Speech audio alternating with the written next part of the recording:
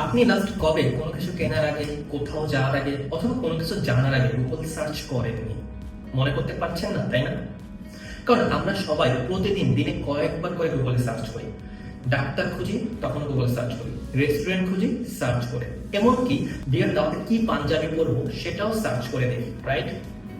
এখন প্রশ্নটা হচ্ছে, আপনি যখন গুগলে কোনো কিছু সার্চ করেন, একটা কোয়েশ্চেন কি কখনো আপনার মাথায় এসেছে যে গুগল কেন একটা ওয়েবসাইটকে সবার উপরে দেখায় আর আরেকটা ওয়েবসাইটকে 10 পেজ 20 পেজ পেছনে ফেলে রাখে? হয়তো এসেছে, অথবা হয়তো কখনো নোটিসই করেন না এটা।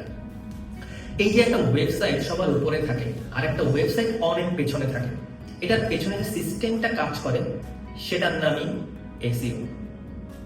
আর আজকের এই একটা ভিডিওতে আমি আপনাকে এসইও এর A to Z ফান্ডামেন্টালস বুঝিয়ে দিব, এবং ট্রাস্ট মি, ভিডিওটা শেষ পর্যন্ত দেখলে আপনার কাউকে আস্ক করতে হবে না এসইও জিনিসটা আসলে কি।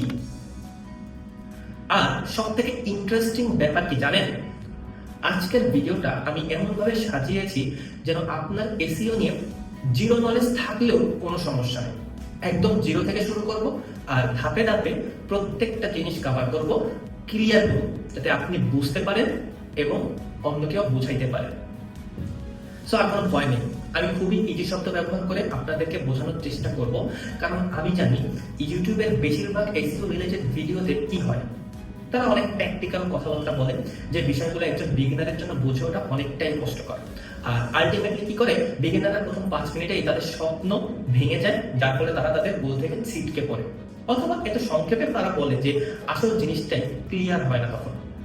আর আরেকটা বড় কারণ হচ্ছে, এসইও কিন্তু এখন আর আগের মতো নাই। এখন এআই এসে পুরো সার্চের দুনিয়াটাই চেঞ্জ করে দিচ্ছে। চ্যাটজিপিটি আছে, পারপ্লেক্সিটি আছে, গুগলের এআই ওভারভিউ আছে। মানে গেমটা এখন শুধু গুগলের ফার্স্ট পেজে র‍্যাঙ্ক করার গেম না, গেমটা এখন সব জায়গায় ভিজিবল হওয়া, অ্যাপেয়ার হওয়া। যেখানেই আপনার অডিয়েন্স সার্চ করবে না কেন, সেখানে যাতে আপনি অ্যাপেয়ার হতে পারেন, এটাই মূলত গেম এখন। অর্থাৎ আপনার কাস্টমার যখন যেখানে সার্চ করবে, আপনাকে আপনার প্রোডাক্ট নিয়ে সেখানেই অ্যাপেয়ার হতে হবে।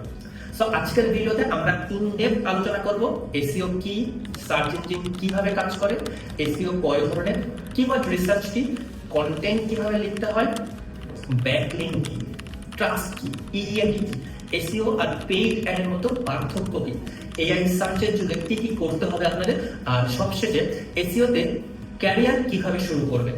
Everything we are going to cover in this single video. একটু একটু করে কিন্তু এমন ভাবে কভার করব যেন আপনার মাথায় পুরো বিষয়টা ভালোভাবে গেঁথে যায়।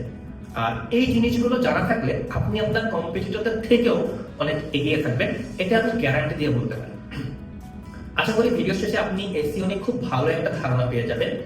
সেজন্য আপনাকে পুরো ভিডিওটা শুরু থেকে একদম শেষ পর্যন্ত দেখতে হবে। তার আগে আপনারা যারা এই ভিডিওতে প্রথমবার এসেছেন, তাদের কাছে একটা ছোট্ট রিকোয়েস্ট, চ্যানেলটা সাবস্ক্রাইব করে বেল আইকনে ক্লিক করে রাখুন। কারণ এই চ্যানেলে আপনি SEO, digital marketing, career growth, কিভাবে ক্লায়েন্ট খুঁজে পাবেন, ক্লায়েন্ট কমিউনিকেশন করবেন, এগুলো নিয়ে সম্পূর্ণ প্র্যাকটিক্যাল ভিডিও আপনি পাবেন, যেগুলো আপনার ক্যারিয়ারের জন্য, আপনার বিজনেসের জন্য সরাসরি কাজে লাগবে। সো চলুন আজকের টপিকে ব্যাক করি।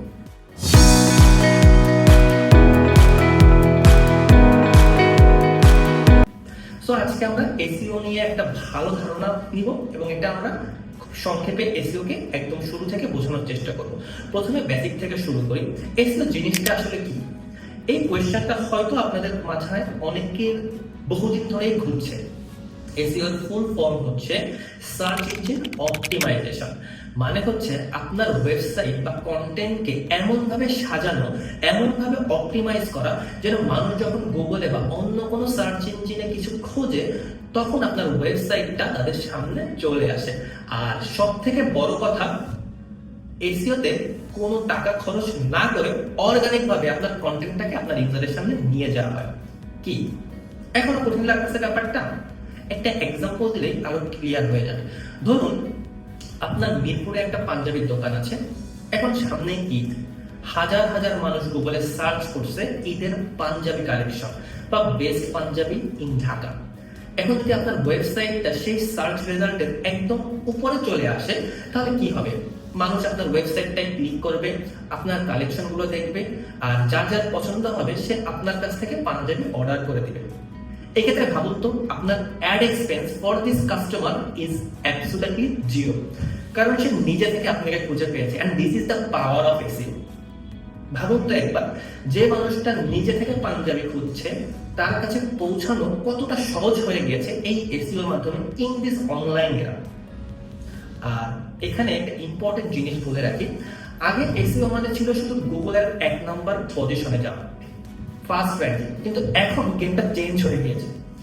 এখন এসইও মানে ভিজিবিলিটি, মানে আপনি কত জায়গায়, কতবার, কত প্রমিনেন্টলি অ্যাপিয়ার হতে পারতেছেন গুগলের রেজাল্টে, এআই ওভারভিউতে, চ্যাট জিপিটির আনসারে, পারপ্লেক্সিটির আনসারে, সব জায়গায়। কারণ এখন এক একজন মানুষ এক এক জায়গায় সার্চ করে, আর একই সার্চের রেজাল্ট অনেক ক্ষেত্রে স্থান পাল্টা ভেদে ভিন্নতা হতে পারে। সো ইন দিস 2026 এসইও মানে শুধু র্যাঙ্কিং না, এসইও মানে ভিজিবিলিটি। আপনার কাস্টমার যে কোনো প্ল্যাটফর্মে সার্চ করতে পারে, কিন্তু মেইন ম্যাটার হলো সেখানে আপনাকে থাকতে হবে। এটাই আপনাকে সবার আগে বুঝতে হবে এবং আপনার স্ট্র্যাটেজির সাথে অ্যাডাপ্ট করতে হবে। সো এখন পরের পয়েন্টে আসি, আর এই পয়েন্টটা আমার কাছে সব থেকে ইম্পর্টেন্ট মনে হয়, কারণ এটা না বুঝলে এসইও কিছুই আসলে ঠিকমতো বোঝা যায় না। পয়েন্টটা হচ্ছে সার্চ ইঞ্জিন আসলে কাজ করে কিভাবে। So how does search engine work? মানে আপনি যখন গুগলে কিছু লিখে এন্টার চাপেন, 1 সেকেন্ডের মতো লাখ লাখ রেজাল্ট চলে আসে। এটা হয় কিভাবে?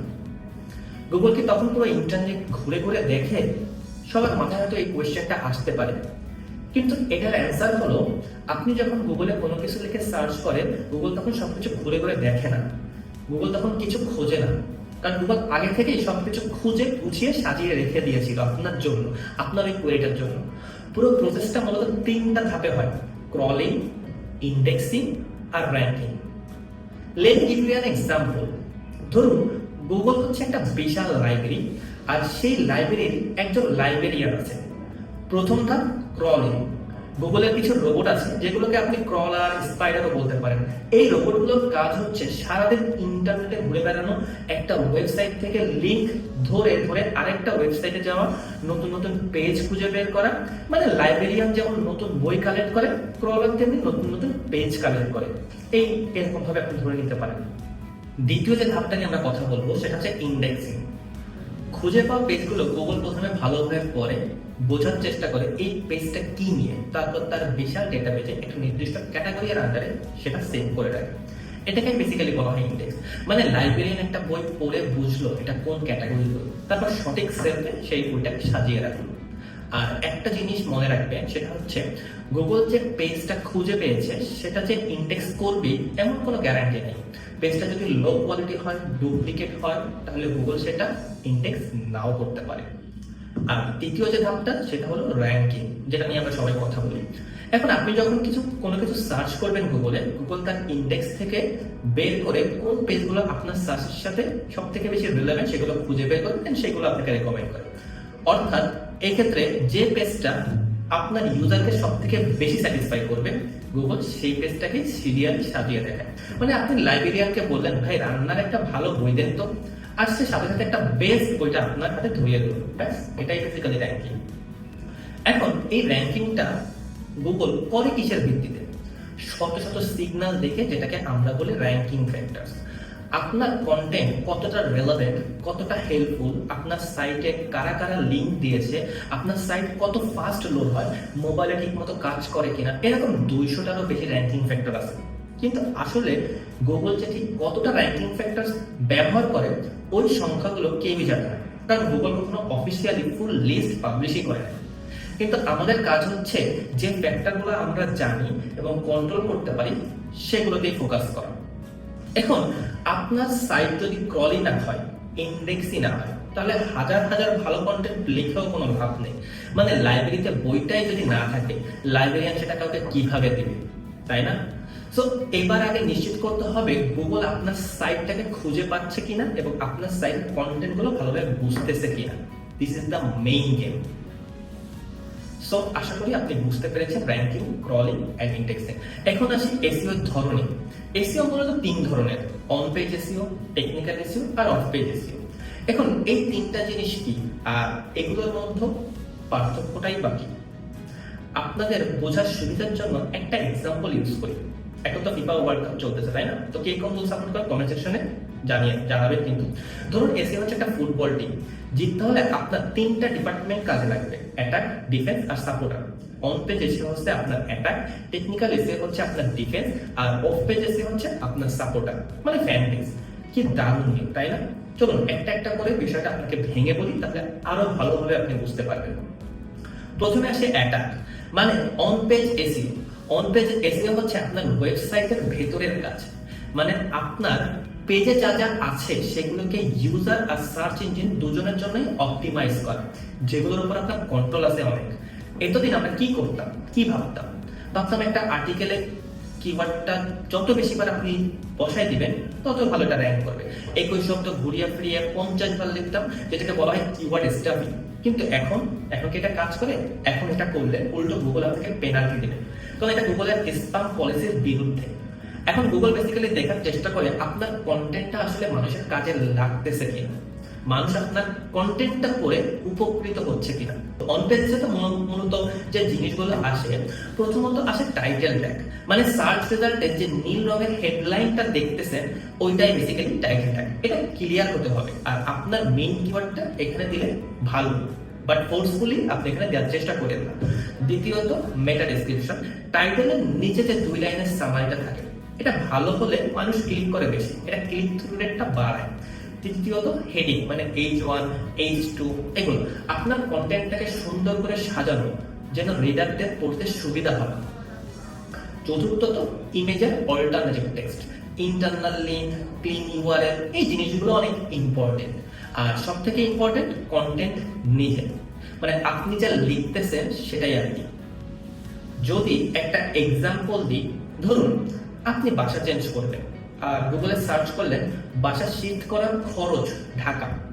এখন 2টা আর্টিকেল আসলো, একটাতে লেখা আছে খালি বাসা শিফটিং খুব ঝামেলার কাজ, প্ল্যানিং করা জরুরি, এরকম ভাষা কথাগুলো সেখানে লেখা আছে। আর আরেকটাতে ক্লিয়ার করে লেখা আছে মিরপুর থেকে উত্তরা এক ট্রাকের খরচ 5,000 থেকে 8,000 টাকার ভিতর, লেবার লাগবে 4 জন, প্যাকিং খরচ আলাদা, কোন কোম্পানিকে কল দিবে, কখন বুক করলে ভাড়া কম হবে, সবকিছু। এখন বলুন তো আপনি কোন আর্টিকেলটা পড়বেন? অবভিয়াসলি দ্বিতীয়টা, রাইট?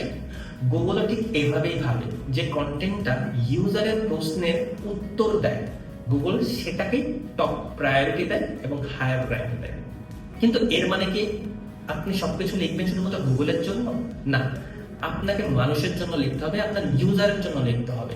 এক্ষেত্রে আপনাকে ইউজারের ইনটেন্ট বুঝতে হবে, মানে সে আসলে কি জানতে চাচ্ছে এটাই, আর সেটার বেস্ট অ্যান্সারটা আপনাকে দিতে হবে। তাহলে গুগল অটোমেটিক আপনার কন্টেন্ট লাইক করা শুরু করবে, র্যাঙ্ক করা শুরু করবে। একটা বিষয় সবসময় মনে রাখবেন, কিওয়ার্ড ন্যাচারালি ইউজ করার চেষ্টা করবেন, ফোর্সফুলি না, কারণ এক্ষেত্রে আপনার কন্টেন্টের কোয়ালিটি নষ্ট হতে পারে। সো এবার চলুন আমরা ডিফেন্স নিয়ে কথা বলি, মানে টেকনিক্যাল এসইও আর কি। এই জিনিসটার নাম শুনলে অনেকেই ভয় পেয়ে যায়। তাই আমি তো কোডিং পারি না, আমার দ্বারা কি এটা আসলেই হবে? এই ভয়টা আপনার মাথায়ও এসেছে, আমার মাথায়ও ছিল। কিন্তু ট্রাস্ট মি, কনসেপ্টটা বোঝা একদমই সহজ, কনসেপ্টটা একদমই কঠিন না। টেকনিক্যাল এসইও মানে হচ্ছে আপনার ওয়েবসাইটের ভিতরের যে ইঞ্জিনটা আছে সেটাকে ঠিক রাখা, যেটা গুগলের ক্রলার গুলো সহজে আপনার সাইটে ঢুকতে পারে, পেজগুলো পড়তে পারে, আর ইউজাররা যেন ফাস্ট স্মুথ একটা এক্সপিরিয়েন্স পায়। এই তো এটাই টেকনিক্যাল এসইও। ভাবুন তো একবার আপনি একটা রেস্টুরেন্টে গেলেন যেখানে খাবার নাকি অসাধারণ, কিন্তু দরজাটাই যদি লক করা থাকে আপনি রেস্টুরেন্টের ভিতরে ঢুকবেন কিভাবে? অথবা ঢুকলেন কিন্তু ওয়েটার আস্তে আস্তে আধা ঘন্টা লেট করলো, আপনি কি বসে থাকবেন সেখানে, নাকি উঠে পাশের রেস্টুরেন্টে চলে যাবেন? অবশ্যই পাশের রেস্টুরেন্টে চলে যাবেন, তাই না? ওয়েবসাইট সেম, আপনার কন্টেন্ট যত ভালো হোক, সাইট যদি লোড হতে অনেক বেশি সময় নেয়, ভিজিটররা তখন আপনার ওয়েবসাইট থেকে বাউন্স ব্যাক করে অন্য ওয়েবসাইটে চলে যায়, কারণ তাদের কাছে অপশনের কোনো অভাব নেই। সো স্পিডটা অনেক বেশি ম্যাটার করে ইন দিস 2026 এ।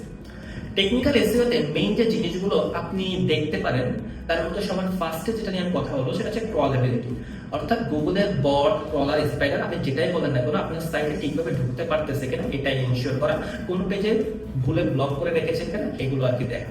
একটা মজার তথ্য দিই আপনাদের, অনেকে হয়তো ভুল করে পুরো সাইটটাকে নো ইন্ডেক্স দিয়ে রাখে, মানে নিজেই গুগলকে বলতেছেন যে ভাই আমার সাইটে কোনো পেজ ইন্ডেক্স করো না, আবার নিজেই বলতেছেন যে ভাই ট্রাফিক আসতেছে না কেন, মানে seriously.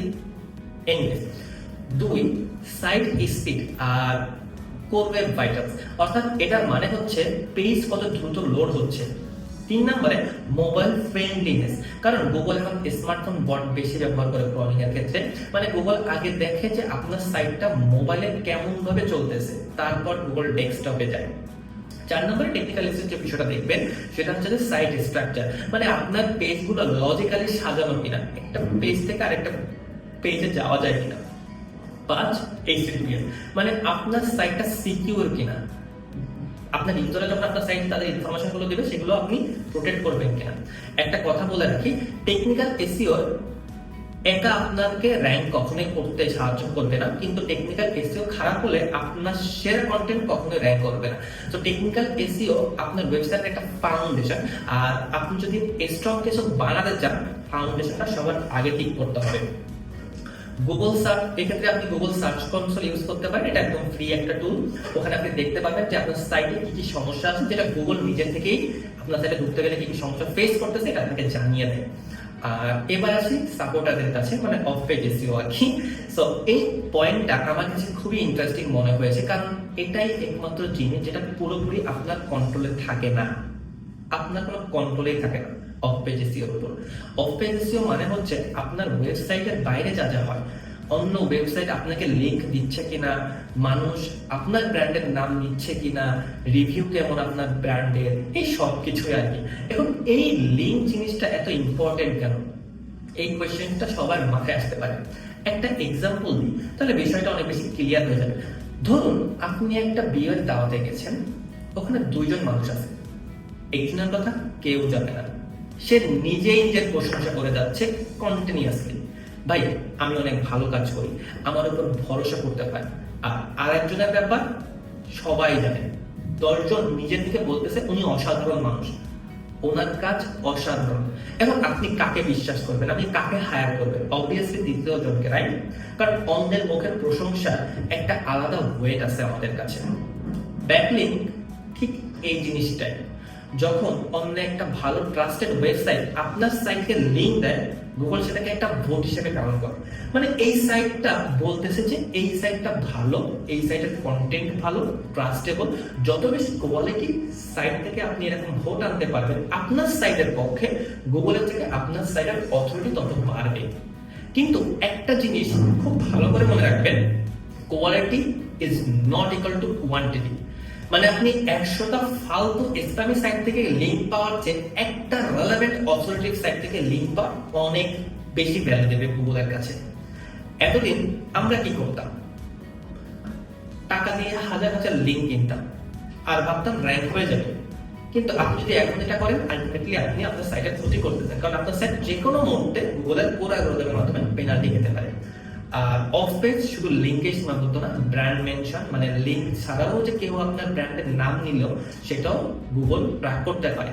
Review, rating, social media, আপনার প্রেজেন্স কেমন এইসব প্ল্যাটফর্মে, এইগুলো বেসিক্যালি ট্রাস্ট নিয়ে, ট্রাস্ট সিগন্যাল। আর ট্রাস্ট সিগন্যাল গুগলের কাছে অনেক ইম্পর্টেন্ট। আর মজার ব্যাপার কি জানেন, এআই টুলস গুলো মানে চ্যাট জিপিটি, পারপ্লেক্সিটি, এরা সব থেকে বেশি সাইট করে রেডিট, লিঙ্কডইন, ইউটিউব, উইকিপিডিয়া, এইগুলোর মতো যে কমিউনিটি প্ল্যাটফর্ম গুলো আছে এগুলোকে, মানে এই জায়গাগুলোতে আপনার প্রেজেন্স থাকাটা এখন আগের চেয়ে অনেক বেশি ইম্পর্টেন্ট হয়ে গেছে এবং এগুলো নিয়ে আপনি কোনো কম্প্রোমাইজই করতে পারবেন না। একটা প্রোটিন দিই, এখন থেকে আর কখনো লিঙ্ক কিনবেন না, লিঙ্ক আর্ন করার প্ল্যান করুন। এমন কন্টেন্ট বানান যেটা মানুষ নিজে থেকে শেয়ার করতে চায়, রেফার করতে চায়। আর যেসব প্ল্যাটফর্ম আপনার অডিয়েন্স গুলো ব্যবহার করতেছে, যেমন ধরেন রেডিট, লিঙ্কডইন, ইউটিউব, সেখানে জেনুইনলি ভ্যালু দিন। এটা আপনার ব্র্যান্ডের জন্য রিয়েলি ইউজফুল হবে, ব্র্যান্ড অথরিটি বাড়াবে, ব্র্যান্ডের ক্রেডিবিলিটি ইনক্রিজ করবে। এখন আসি এমন একটা টপিকে যেটাকে আমি বলি এসইওর হার্ট, কিওয়ার্ড রিসার্চ। মানে মানুষ আসলে কি লিখে সার্চ করছে গুগলে সেটাকে বেসিক্যালি কিওয়ার্ড বলা হয়, সো সেটা খুঁজে বের করা। এখন প্রশ্ন হচ্ছে কিওয়ার্ড রিসার্চ কেন এত ইম্পর্টেন্ট? আর এতদিন আমরা কি করতাম? আমরা করতাম নিজের মন মতো টপিক গুলো ভেবে নিতাম, সেগুলো অনুযায়ী কন্টেন্ট দিতাম, ভাবতাম এই টপিকটা তো দারুণ, মানুষ নিশ্চয়ই পড়বে। তারপর দেখা যেত মাসের পর মাস চলে গেছে কিন্তু ভিজিটর জিরো। কেন? কারণ ওই টপিকটা আসলে কেউই সার্চ করে না। মানে আপনি এমন একটা দোকান খুলছেন যে রাস্তায় কোনো মানুষই যায় না। ভাবুন তো একবার বিষয়টা কতটা কষ্টের, এত এফোর্ট দিয়ে আপনি দোকানটা খুলছেন বাট কোনো মানুষ নেই। এত এফোর্ট দিয়ে আপনি কন্টেন্টটা লিখতেছেন কিন্তু কেউ আপনার কন্টেন্টটা পড়তেছে না। সো কিওয়ার্ড রিসার্চ কি করে, এই সমস্যাটা সলভ করে দেয়। কারণ আপনি আগে থেকে জেনে নিচ্ছেন যে কোন কিওয়ার্ডটা মানুষ সার্চ করতেছে, ওই কিওয়ার্ডটার কম্পিটিশন কেমন, আর মানুষ এই সার্চটা আসলে কেন করতেছে, তারা কি চায়। আর এই কি চায় জিনিসটার একটা নাম আছে, সেটাকে বলে সার্চ ইনটেন্ট। এটা হচ্ছে কিওয়ার্ড রিসার্চের সব থেকে গুরুত্বপূর্ণ অংশ। একটা এক্সাম্পল দিই, তাহলে বিষয়টা ক্লিয়ার হয়ে যাবে। ধরুন একজন সার্চ করলো বিরিয়ানি কিভাবে রান্না করে, সে অ্যাকচুয়ালি জানতে চায় এটা ইনফরমেশনাল ইনটেন্ট। আরেকজন সার্চ করলো বেস্ট বিরিয়ানি ঢাকা, সে বেসিক্যালি কম্পেয়ার করতেছে কোথায় ভালো বিরিয়ানি পাওয়া যাবে, সো এটা কমার্শিয়াল ইনটেন্ট। আর আরেকজন সার্চ করলো সুলতানস ডাইন অনলাইন অর্ডার, সে এখনই খাবে, এটা ট্রানজ্যাকশনাল ইনটেন্ট। সো তিনটা সার্চই বিরিয়ানি রিলেটেড, কিন্তু তিনজনের ইনটেন্টটা আলাদা আলাদা, তাই না? এখন আপনি যদি বেস্ট বিরিয়ানি ঢাকা এই কিওয়ার্ডের এগেইনস্টে রান্নার রেসিপি লিখে বসে থাকেন, তাহলে আপনার কন্টেন্ট কখনোই র‍্যাঙ্ক করবে না, কারণ আপনার ইউজার কমার্শিয়াল ইনটেন্টে সার্চ করতেছে আর আপনি ইনফরমেশন ইনটেন্টে কন্টেন্ট লিখে বসে আছেন। আর বিগিনারদের জন্য আরেকটা গোল্ডেন টিপস দিন, সেটা হচ্ছে যে শুরুতেই বড় বড় কিওয়ার্ডের পিছনে দৌড়াবেন না। এসইও এই যে একটা শব্দের যে র‍্যাঙ্ক করার নতুন নতুন কিওয়ার্ডগুলো দেখতেছেন আপনি, বা হাই ভলিউম কিওয়ার্ডগুলো, এগুলো কিন্তু র‍্যাঙ্ক করা অনেক কঠিন, কারণ এখানে বড় বড় ওয়েবসাইটগুলো অলরেডি অথরিটি নিয়ে র‍্যাঙ্ক করে বসে আছে। সো এক্ষেত্রে লং টাইম কিওয়ার্ড টার্গেট করতে পারেন, মানে লং বা স্পেসিফিক কিওয়ার্ড, যেমন ঢাকায় ছোট বিজনেসের জন্য এসইও কিভাবে শুরু করব। এই টাইপের কিওয়ার্ডগুলো সার্চ ইনটেন্টটা অনেকটা স্পেসিফিক হয় এবং ভলিউম তুলনামূলকভাবে কম থাকে, কিন্তু কম্পিটিশনও কম থাকে। সো যারা সার্চ করতেছে তারা সিরিয়াসলি সার্চ করতেছে, তারা কি সার্চ করতেছে এটা তারা জানে। আর হ্যাঁ, এখন যেহেতু মানুষ চ্যাটজিপিটির মতো টুলেও প্রশ্ন করে, তাই শুধু কিওয়ার্ড না, প্রম্পট নিয়েও আপনাকে ভাবতে হবে, ভাবার সময় এসেছে। মানে মানুষ এআইকে কি ধরনের লম্বা কনভারসেশনাল প্রশ্ন করে, এগুলো নিয়ে আপনাকে ভাবতে হবে, সেগুলোর উত্তর আপনার কন্টেন্টে আছে কিনা এটাকে আপনাকে এনশিওর করতে হবে। এক্ষেত্রে কি করবেন, কন্টেন্ট বানানোর আগে রিসার্চ করুন, ভালোভাবে রিসার্চ করুন, পরে না। আর অনুমানের উপর নির্ভর করে কোনো কন্টেন্ট বানাবেন না, এটা আপনাকে সবার আগে বুঝতে হবে যে আপনার স্ট্র্যাটেজির সাথে আপনি যে বিষয়টা করতে চাচ্ছেন সেটা অ্যাডপ্ট করে কিনা। সো এবার আছে কন্টেন্ট নিয়ে, কারণ দিন শেষে কন্টেন্টকে সবাই কিং বলে থাকে। এখন কোয়ালিটি কন্টেন্ট বলতে আসলে কি বোঝায়? সুন্দর সুন্দর শব্দ দিয়ে বড় করে লেখা, রাইট? সবার মাথায় হয়তো এই কোশ্চেনটা আসতে পারে, উত্তর হচ্ছে এ বিগ নো। কন্টেন্টের লেন্থ দিয়ে র‍্যাঙ্কিং হয় না কখনোই। মানে 2000 শব্দের আপনি যদি সারফেস লেভেলের আর্টিকেল লেখেন আর 500 শব্দের এফেক্টিভ আর্টিকেল লেখেন, সেই 500 ওয়ার্ডের আর্টিকেলটা অনেক বেশি ভ্যালুয়েবল হবে আপনার ইউজারের জন্য আর গুগলের জন্য। গুগলের একটা ফ্রেমওয়ার্ক আছে যেটাতে গুগল কোয়ালিটি মেজার করার চেষ্টা করে, আর সেটা হচ্ছে EEAT, এক্সপিরিয়েন্স, এক্সপার্টিস, অথেন্টিকনেস এন্ড ট্রাস্টওয়ার্দিনেস। ভয় পাবেন না, এই চারটা আমি ভেঙে বলতেছি। এক্সপিরিয়েন্স মানে হচ্ছে যে আপনি যে কন্টেন্টটা লিখেছেন সেটার উপর আপনার এক্সপিরিয়েন্স আছে কিনা। ধরুন আপনি একটা ফোনের রিভিউ লিখতেছেন, ফোনটাকে আপনি আসলে নিজে ইউজ করেছেন। যদি আপনি নিজে ইউজ করে থাকেন তাহলে ওই ফোনটা আপনি খুব ভালোভাবে লিখতে পারবেন ওই কন্টেন্টটা, কিন্তু যদি আপনি জাস্ট স্পেসিফিকেশন দেখে লেখেন তাহলে কিন্তু আপনার ওই ভিতর থেকে ওই লেখাটা আসবে না। দ্বিতীয়ত এক্সপার্টিস, মানে টপিকটাতে আপনার আসলে কোনো জ্ঞান আছে কিনা, নাকি আপনি জাস্ট এআই থেকে এনে লিখে দিচ্ছেন। তৃতীয়ত অথরিটিভনেস, মানে এই টপিক মানুষ আপনাকে রেফারেন্স হিসেবে মনে করে কিনা। আর চতুর্থত ট্রাস্টওয়ার্দিনেস, মানে আপনার তথ্যগুলো সঠিক কিনা, সোর্স দিয়েছেন কিনা। গুগলের কাছে এই চারটা সব থেকে বড় ট্রাস্ট এলিমেন্ট এবং এটা ইম্পর্টেন্ট অনেক। আর এখানে একটা কথা খুব সিরিয়াসলি বলি, এখন এআই দিয়ে সবাই কন্টেন্ট বানাচ্ছে, মানে ইন্টারনেট এখন জেনেরিক একই রকম কন্টেন্টে ভরে যাচ্ছে, জাস্ট ট্রাশে পরিণত হয়েছে ইন্টারনেট। তাহলে আপনি আলাদা হবেন কিভাবে? এমন জিনিস নিয়ে কথা বলেন যেটা এআই কখনোই আপনাকে কপি করতে পারবে না। আপনার নিজের এক্সপিরিয়েন্স, নিজের অপিনিয়ন, এগুলো এআই কখনোই কপি করতে পারবে না। সো এইগুলো আপনার কন্টেন্টে ইনপুট হিসেবে নিয়ে আসেন। যেমন ধরেন আপনি একটা ক্লায়েন্টের সাথে কাজ করতেছেন 3 মাস এবং আপনি তার ওয়েবসাইটের সকল কিছু সম্পর্কে জানেন। সো আপনি তখন কিছু নিয়ে লিখবেন ওই টাইপের, তখন আপনি সেটা নিজের থেকে আনতে পারবেন, এটা কিন্তু এআই পারবে না। সো আপনাকে এমন কন্টেন্ট বানাতে হবে যেগুলো কপি করা যায় না। এক্ষেত্রে ফার্স্ট হ্যান্ড এক্সপিরিয়েন্স অনেক বেশি ম্যাটার করে। রিয়েল ডাটাগুলো আপনি দিতে পারেন, নিজের ভয়েসে লেখেন, ব্যাস এইগুলোই আর কি। এগুলো অটোমেটিক্যালি আপনার 90% কন্টেন্ট থেকে আপনার কন্টেন্টটাকে এগিয়ে রাখবে। এখন একটা খুব কমন কনফিউশন ক্লিয়ার করি, এসইও আর পেইড এর মধ্যে পার্থক্য কি আর কোনটা করা উচিত? এই কোয়েশ্চেনটা আমি প্রতিদিনই পাই। লিটারেলি প্রতিদিনই পাই।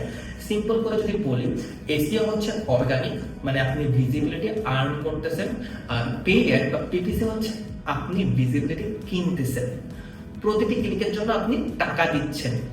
এক্সাম্পল হিসেবে বলতে পারেন পেইড অ্যাড হচ্ছে ভাড়া বাসার মতো, যতদিন ভাড়া দিচ্ছেন ততদিন থাকতে পারছেন, ভাড়া দেওয়া বন্ধ, ব্যাস পরের দিনই বাসা ছাড়তে হবে। মানে অ্যাডের বাজেট শেষ, ট্রাফিকও শেষ, একদম সুইচ অফ করার মতো। আর এসিও হচ্ছে নিজের বাড়ি বানানোর মতো, বানাতে বানাতে সময় লাগে, শুরুতে কষ্ট বেশি, কিন্তু একবার বানানো হয়ে গেলে সেটা বছরের পর বছর আপনাকে সার্ভিস দিয়ে যাবে। সো আশা করি বুঝতে পেরেছেন। ধরুন আরেকটা এক্সাম্পল, ধরুন আপনি মাসে 30,000 টাকা অ্যাডে খরচ করেন, আর তাতে 100টা লিড আসে, যেই মাসে টাকা দিবেন না সেই মাসে লিড আসবে 0। আর এসইওতে আপনি হয়তো প্রথম 6 মাস কষ্ট করলেন, কিন্তু তারপর প্রতি মাসে ফ্রিতে লিড আসতেই থাকবে উইদাউট এনি এক্সট্রা কস্ট। কোনটা লং টার্মে লাভজনক নিজে অলরেডি বুঝে গেছেন আশা করি। তবে অনেস্টলি একটা কথা বলি, এসইও কিন্তু পুরোপুরি ফ্রি না, কন্টেন্ট বানাতে সময় লাগে, শ্রম লাগে, টাকাও লাগে। আর এই দুটার মধ্যে কোনটা করবেন, আসলে বেস্ট হচ্ছে দুইটাই।